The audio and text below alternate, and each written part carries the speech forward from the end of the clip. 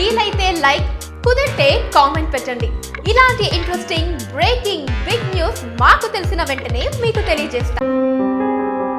గుడుంబ శంకర్, భద్ర వంటి హిట్ సినిమాల్లో నటించిన మీరా జాస్మిన్ గుర్తుంది కదండి.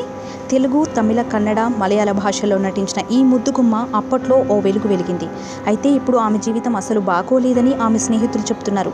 సినిమాల్లో వెంటనే ఆఫర్లు వస్తున్న సమయంలో ప్రముఖ సంగీత విద్వాంసుడు మాంటోనియన్ రాజేష్ని పెళ్లి చేసుకున్నట్లు ప్రకటించింది. ఆ తర్వాత తన భర్తకు బ్రేకప్ చెప్పిన మీరా జాస్మిన్ దుబాయ్కి చెందిన సాఫ్ట్వేర్ ఇంజనీర్ అనిల్ జాన్ టైసన్ని పెళ్లి చేసుకుంది.